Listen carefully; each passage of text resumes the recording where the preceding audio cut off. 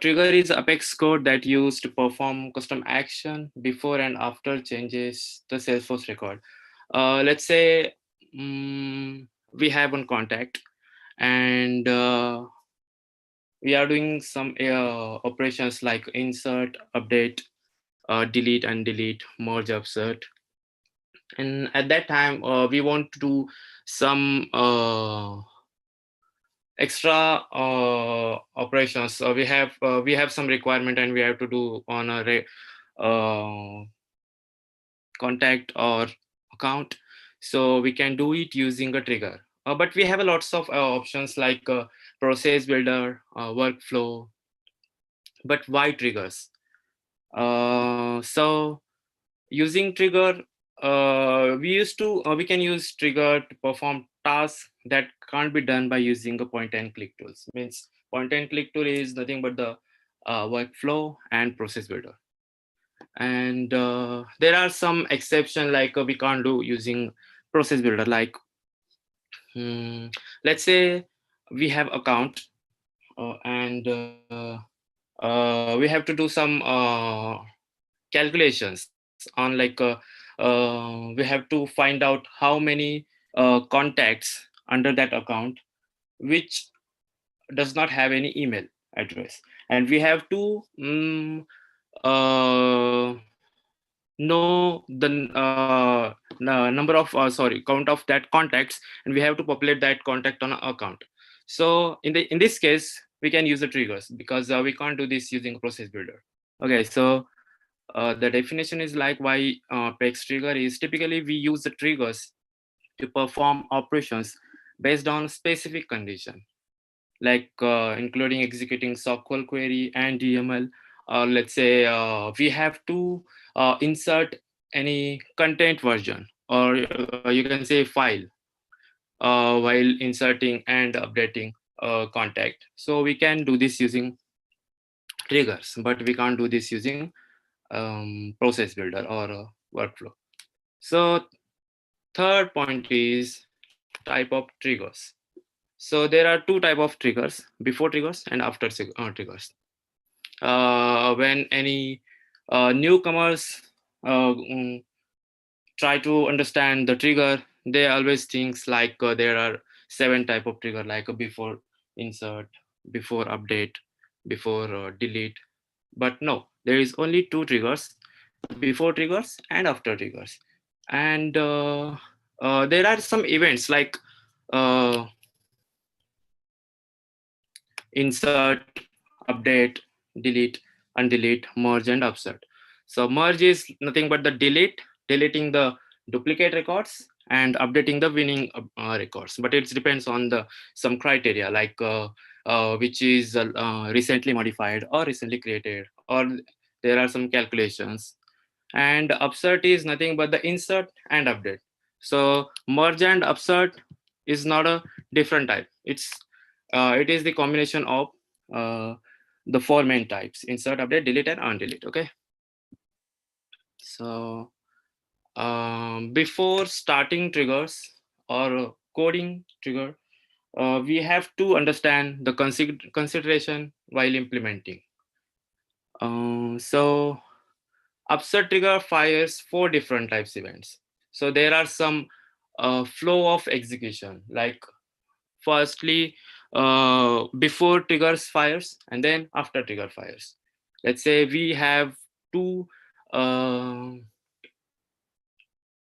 we have bulk data. Let's say we have bulk data and we have to insert and update that data at a time. And we have some external key, or let's say we have a Salesforce ID. And by using that Salesforce ID, we have to bulkly insert or update. Which records has an ID, it will get updated, and which record does not have a ID, Salesforce ID, that records will get inserted. Okay, and at that time, before triggers and after triggers will get fired. About merge triggers, this fires both after delete or before delete, and after update and before update. as I already told you, that merging is nothing but the deleting duplicate and updating winning records. While triggers, we should know before updating anything. If there is a production, so after updating, we may lose the old data. For that, this is the best practice that we have to activate a field history. So it track what is the old data and what is the new data, right?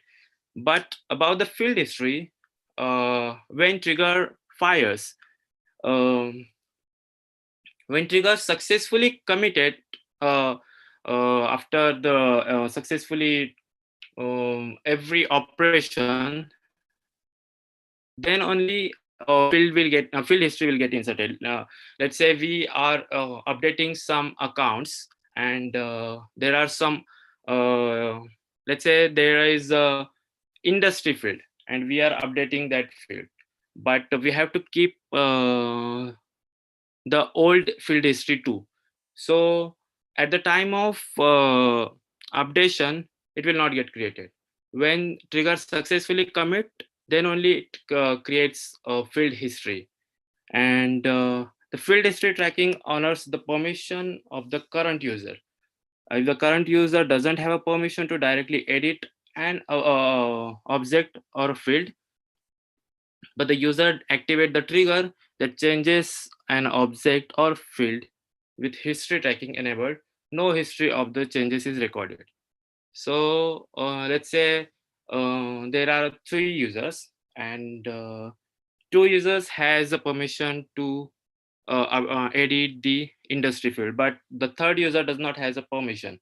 But in such situation or criteria, because of that criteria, update after update, trigger get fired using by that third user. Field history will not get recorded for that user, for that record. And we cannot query field history while trigger is running.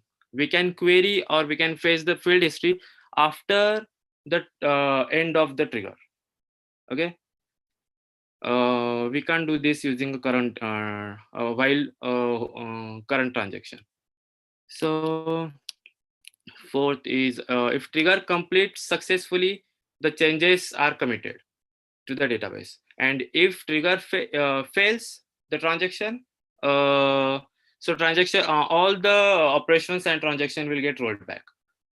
Means let's say there is an account and there is a 5 contact, and we are updating the same, we will take a same scenario, that out of 5, 3 has a email address, and 2 does not have an email address. And we are running trigger on account, and we are finding out how many contacts has an email and which does not have. So while updating account, if there is an error, so everything, every transaction will get rolled back. Account will not get updated. If a bulk API request causes a trigger to fire multiple times for chunks of a 200 records, govern limit reset between. So it is related to a govern limit, that if we updating or inserting or deleting anything bulkly records, Salesforce internally creates chunks of a 200 records to avoid exceeding the govern limit. Okay, so for every 200 records or every chunk of that 200 records, govern limit are reset between the transaction. Let's say there are 500 records and we are updating 500 records simultaneously. So it will create 3 chunks, and for every chunks, the govern limit will be differently initialized. Okay, so after undelete trigger events only work with the recovered records. So there is some limitation that we cannot recover files, let's say content version and content document records from a recycle bin. So this is the limitation of a Salesforce. So according to this, we can only recover the record which is support recycle bins. Let's say asset, account, lead, contact, and the custom objects. Those are supports recycle bin. So we can recover that record from recycle bin. So recycle bin keep deleted record for 15 days, and we can only fetch or recover that record which is currently present in a recycle bin. And also the undelete trigger. Let's say if we have undeleted 50 accounts, and all of the child contact will also get deleted. At that time, if we have a trigger on a account and trigger on a contact, and let's say we are deleting all the records, undeleting all the accounts, at that time only no, trigger on only account will get fired. Trigger on a contact will not get fired. So this is a methodology to avoiding some recursion, right? Okay. So context variable. Okay. So before trying trigger, we have to understand what are the context variable in a trigger. Context variable is nothing but the variable which we are using inside the trigger transaction. Let's say is executing. So yeah, it will returns true if the current context of the apex code is a trigger. Let's say uh, there is one workflow rule on an account, and there is a um, after trigger on an account. Okay, and after updating the account, there is a workflow rule which will get fired. Okay, obviously it will get fired, and it is also updating the field on account.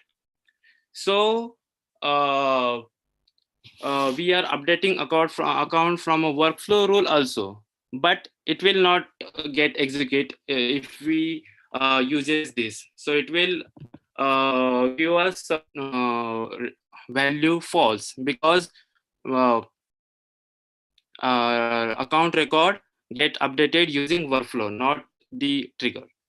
Okay, so is insert, it will gives true if we inserting the record, and yeah, after insert trigger fires. Okay, and is update is the same when we update update a record. Is delete will gives true if you are deleting a record, and trigger get fired due to the delete operation. Is before is nothing but the showing the is that the trigger is firing for before operation or after operation. Is delete is the returns true if the trigger fire after the record is recovered from a recycle bin. So there is lots of way from for recovering records from a recycle bin. We can do this using API tool also, like workbench and data loader, or we can do it using apex. Okay, so new keyword, or you can say new context variable will give us the new list of S object. Let's say we are updating 50 accounts. So trigger.new will give us new version of the S object records, and it is only available for insert, update, and undelete. Undelete works as a reinserting. Okay, but the with same Salesforce ID. So it will also give a a new fresh version of S object records. New map is the only map which contains ID and S object, ID as a key and S object as a value, and a map of all the new versions of S object records. Trigger.old will give us an old version of our records. Let's say we are updating 50 records, and we want to differentiate is that the old value is same with different with a new value. So we can use this trigger.old, and we can differentiate or calculate some operations as requirement. And old map is a map of ID and value, where ID will be a Salesforce ID and value will be the S object records. We can get old and old map in update and delete. So let's say we want to delete all the child records. Let's say there is one parent record and parent object and child object, but in between the relation is a lookup relation, not a master relation. So we can delete. We want to delete all the childs when we try to delete parent. So we can use this one, old map. Okay. The total number of records in a trigger invocations. Okay, size is nothing but let's say we are inserting or updating 50 records. So it will give you the size as 100, or the affected record which comes under the trigger.new. After trigger and before trigger. Okay. And trigger exception. Okay. So trigger exception is something which for which we can avoid the wrongly updation. Let's say if we want to update contact only when user has a system administrator profile. Okay, so at that time, if any other person, we can do this using profile also, profile and role, and sharing role means mm, using admin things also. But if you want to do this using, or we want to show the error for like you are not a system admin and you are not allowed to update this record, so we can use this exception, and we can add error, and we can show the exception while updating or in deleting the record. Okay, so let's say we took one scenario, the same scenario. We want to fetch the count of all of the contacts which does not has an email, and we want to update the that count on our account. So let's start with the demonstrate. Before that, if you guys have any questions, you can always post it on a chat. Let me just check before.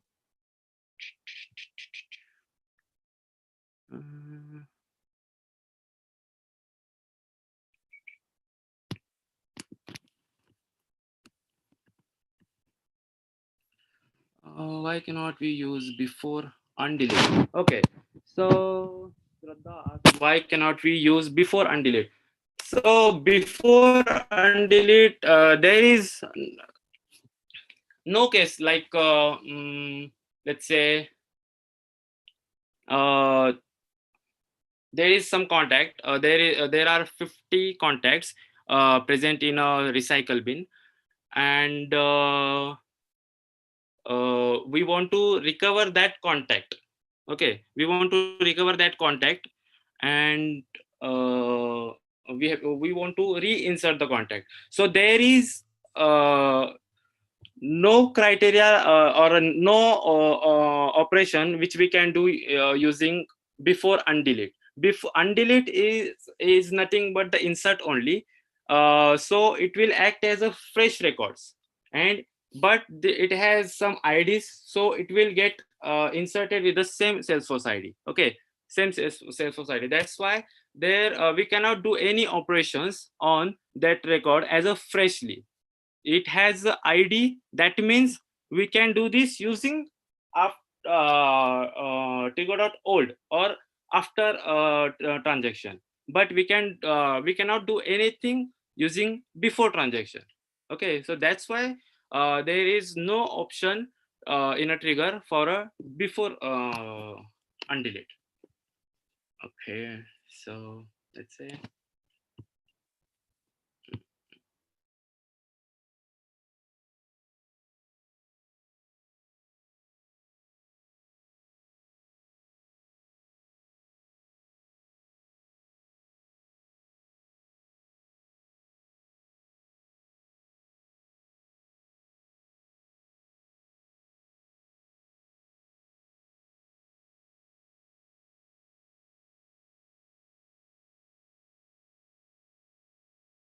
SQL seem like MySQL.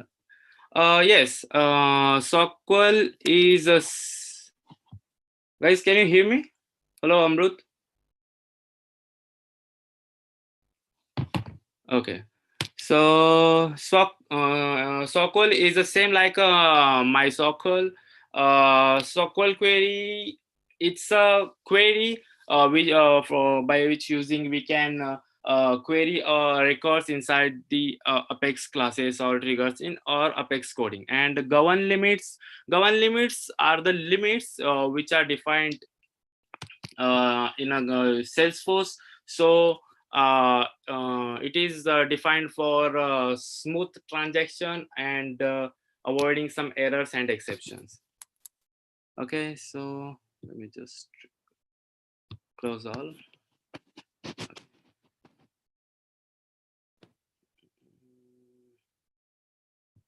Before that, I'll create one field on a account.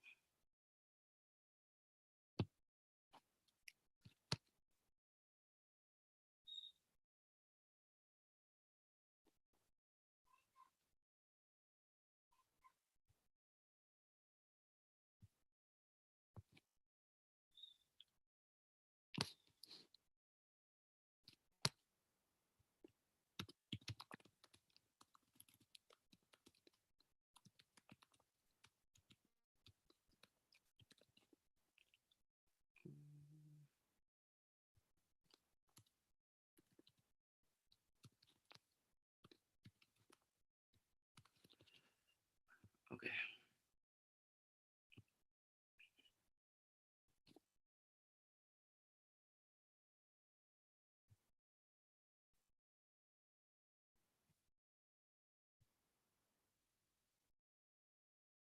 So make sure when we use any field inside the triggers, we have to give the FLS or permission to the users who are using that field for our trigger transaction.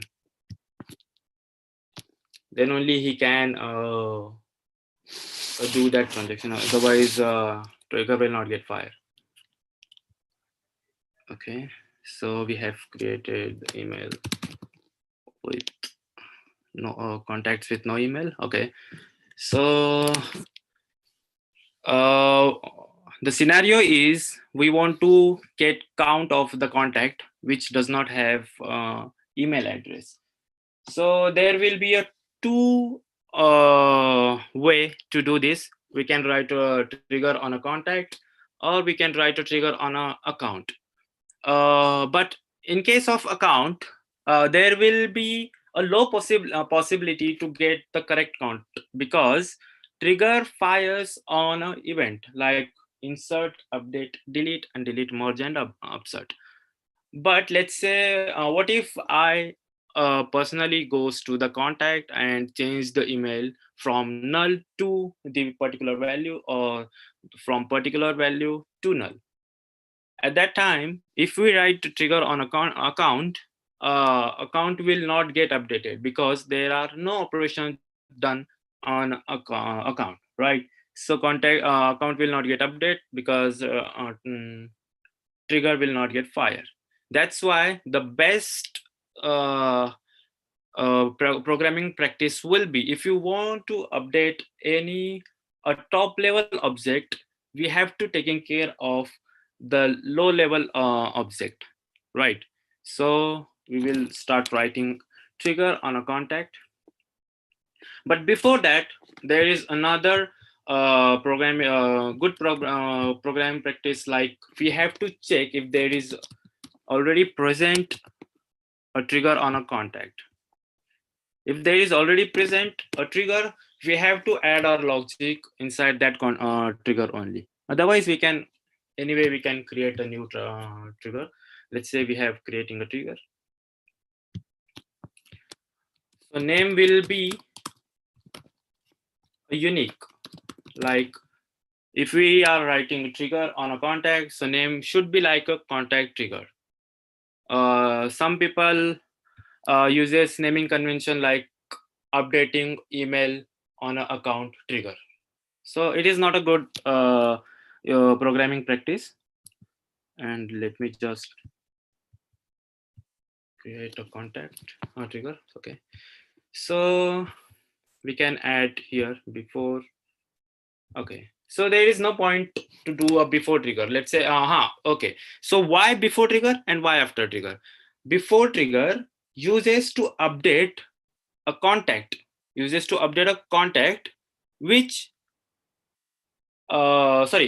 before trigger, when we can use a before trigger, if we want to do any updation operation or any type of operation on the same object which is firing the trigger. Let's say if we are writing a trigger and firing trigger, and we want to update contact only, then we can use a before trigger.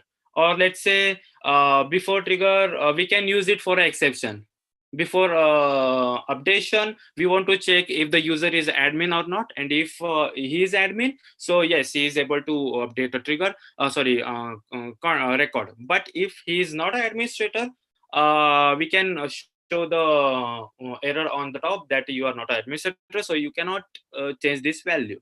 Okay, so in this case, we don't need this before, we can use after trigger. After insert, after update, after okay, delete, and after undelete. Okay. So we should use this. So this is a good programming practice, that we should call the method from a trigger handler inside the trigger. When we started long back on trigger, we were inserting all the method inside the trigger, and then we got to know it's not a good programming practice. So you should understand that we cannot write all the code inside the trigger. We have to create one apex class, and inside that we can do the same, because there are some limitations, like we cannot write a static keyword inside the trigger, we cannot use a static block inside the trigger. So this may cause the govern limits, and it will give us an error. So that's why this is a good programming practice, that we should write the logic inside the handler, and we should call the handler method inside the trigger. So inside this, if trigger dot is after, so we are calling a context variable, and so there is a common between all the events are after is a common, and all of these are different, so we can use this trigger dot is sorry, or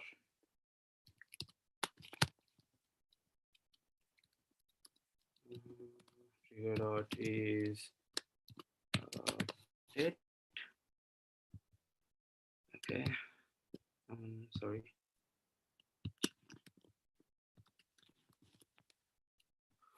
I'm a little lazy. That's why I use the copy paste every time. Okay. Okay. So this means trigger will get fired on after insert or after update or after delete or after undelete. There is one new message. How do you bulkify trigger? Okay. Before that, let me just cover all the logic inside it. Okay. So let me create one trigger handler. Trigger handler is a class which contains all the logic inside it. Handler.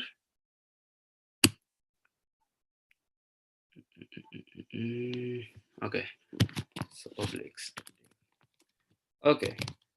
So update email count on account. Okay.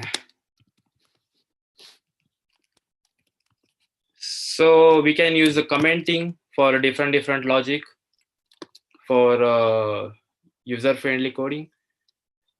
Let's say public static void update account.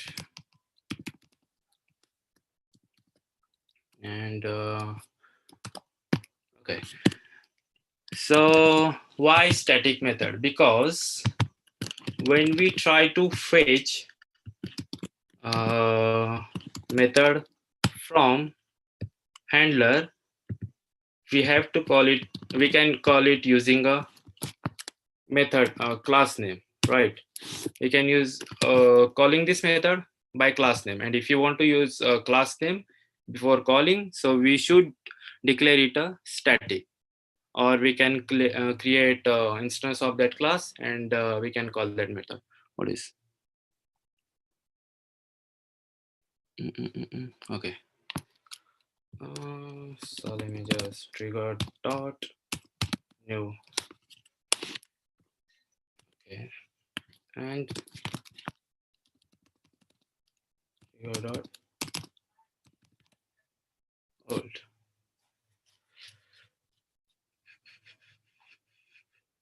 Okay. And delete. Okay. So why trigger.new and why trigger.old? Let's say I already told you, if we update email value from null to specific value, or any particular value to null, so we have to we should know if that value has been changed or not. That's why I took old map, trigger.old map, and new. But it will give us error because insert and undelete does not has an old map. That's why we can do this separately, like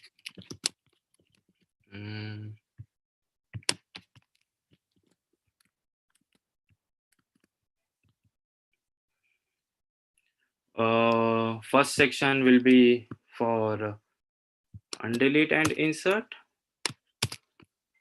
and second section will be for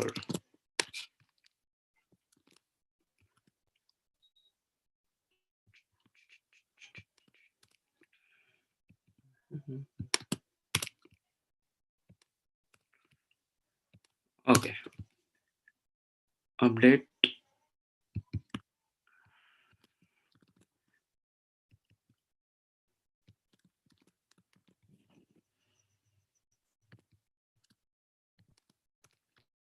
okay. So it's giving error like there is no method like this. So we should insert this list of contact new contact list.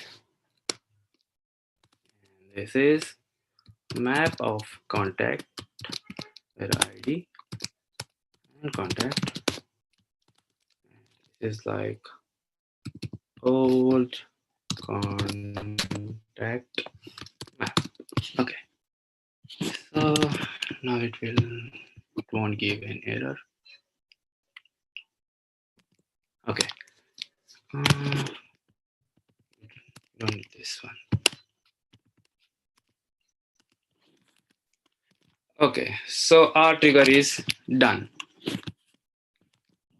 Now we have to write the logic, like if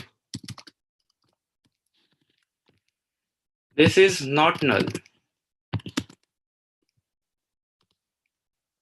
this is equal to null, let's say, okay, not null. This is not equal to null. That means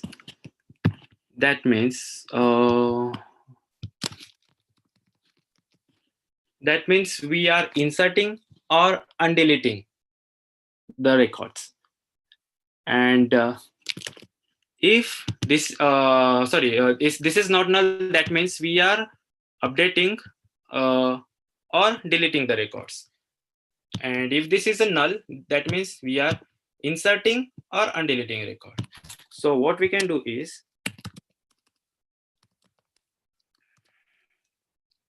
yes, we can create two sections. One is for delete and update. What is for delete and update. Second is for insert and undelete. Okay. So our scenario is we want to fetch the count of contact which does not have email address. That means what we can do is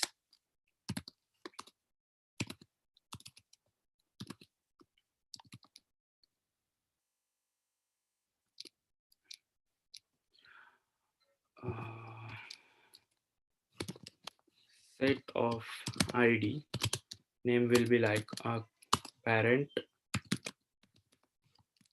account ID set new.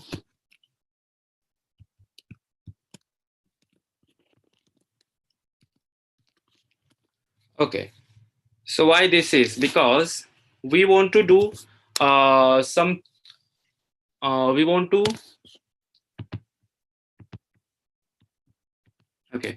we want to update a account. So that's why we have to check here if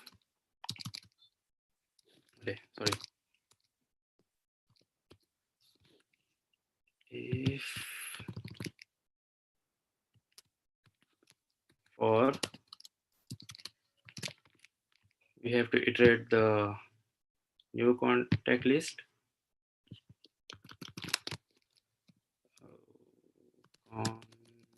contact obj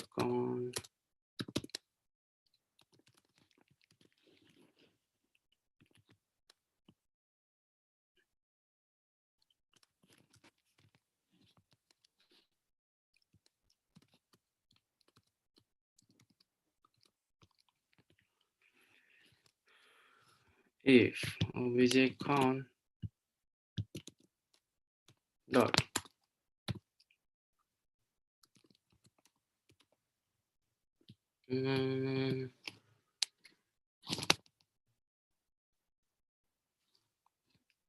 account ID is not equal to null and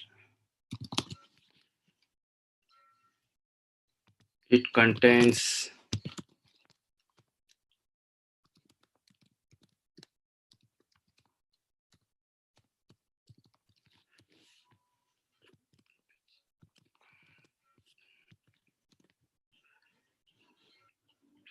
guys give me a minute.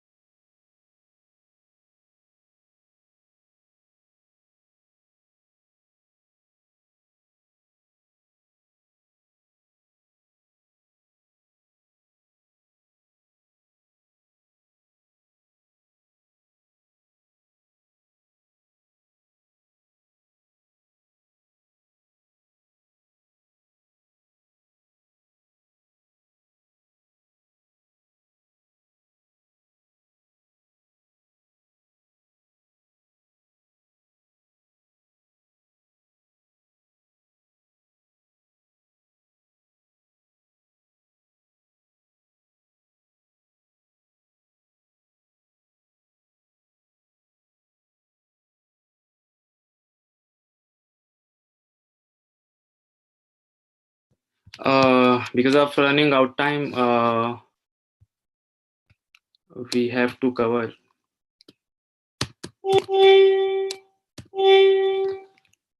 Sorry.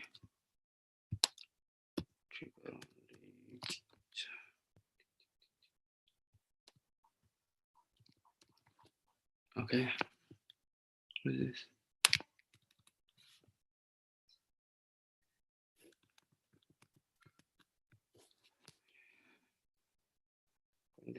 And icon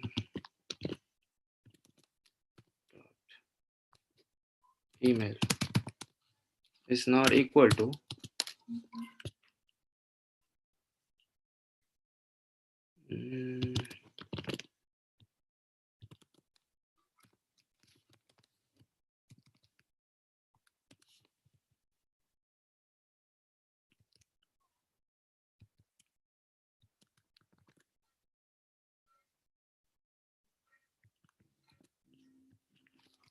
okay. Right. Dot email. So and delete no only update for update. Okay. So guys, I'm sorry. So guys, the criteria is like if account ID is not equal to none, that means the if contact has a parent as account. And the second criteria is old contact map that contains visual contact ID. That means in an old contact map, whether that contact is present or not. And the third one is email is different than the old contact record. In this means we are updating the contact, and at the time of updating the contact, we are updating the email of that contact. That means we have to update parent account. So that's why we will add this in a set. Okay. Account ID. And okay. For updating this, we will do one small change. If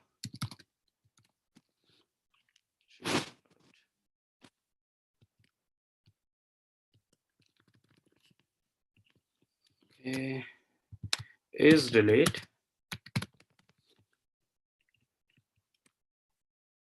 Sorry. Yes, we can do this.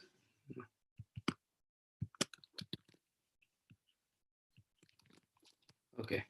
So we can do one small change. We should use else if, so that this another if will not get execute, because at the time of firing it will fire for either insert, delete, update, or undelete. So we can use this one, and at the time of triggered is delete, we will get a trigger.old, and for same, yes. For now, guys, we will look into it for only updation, because we have to wrap up before 8:30. So let's say we are having all the parent ID set. So we should create one more public static void.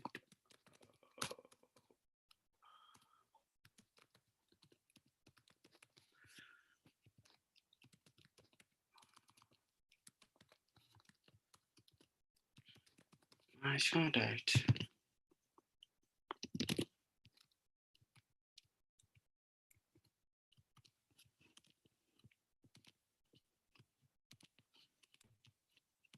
Okay.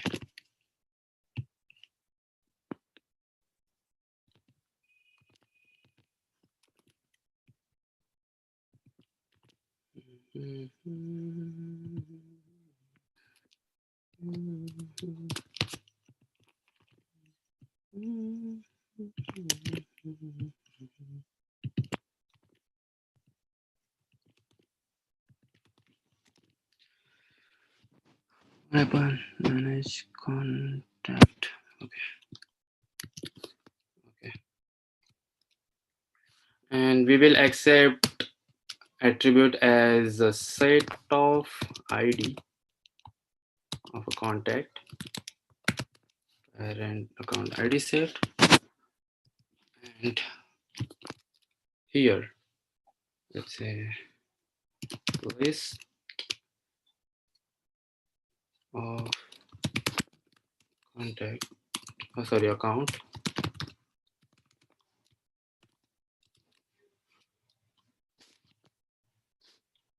for parent account is. So this is the SOQL select ID and the field name in which we want to store the data, means the count. Where is it? Did it?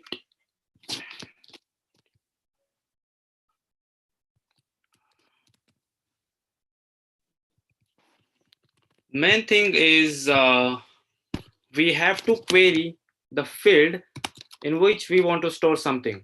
Okay, if we want, if we are forgot to add this query field in a query, it will give you error like that you have not faced that query field inside the query. So we will do a nested query for getting all the emails. Oh, sorry, contacts which does not have an email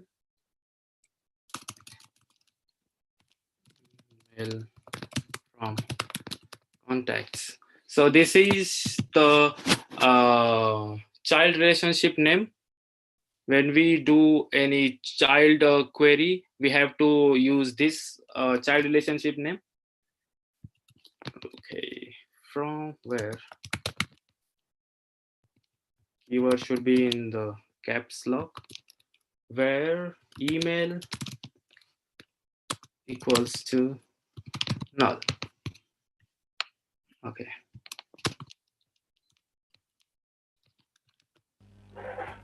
Hello, Nagraj. We are running out of time. We only have 5 minutes. Okay. Yeah, I'm just completing the session. So once you For complete this, we have questions to address as well. right.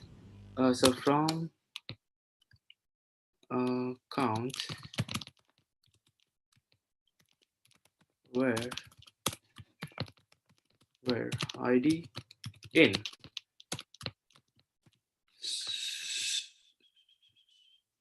parent account ID set.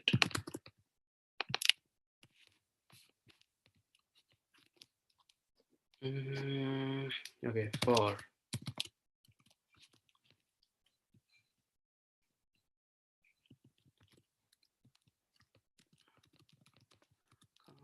obj account. I'm sorry.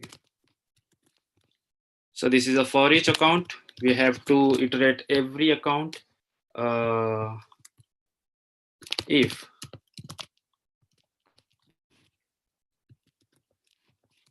dot size, we have to check the size or not. So this is the size which we talked about before. This, should we use this one? No.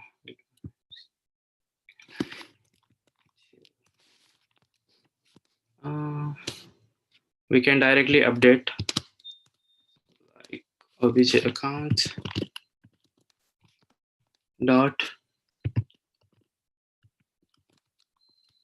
equal to obj account dot contacts dot size.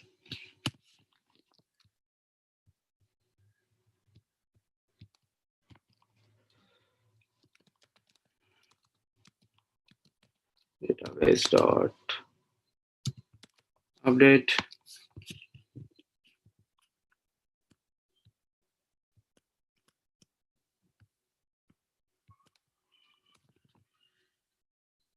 parent list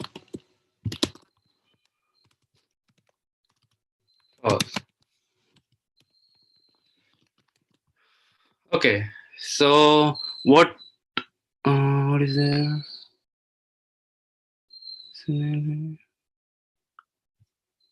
Okay, I'm sorry.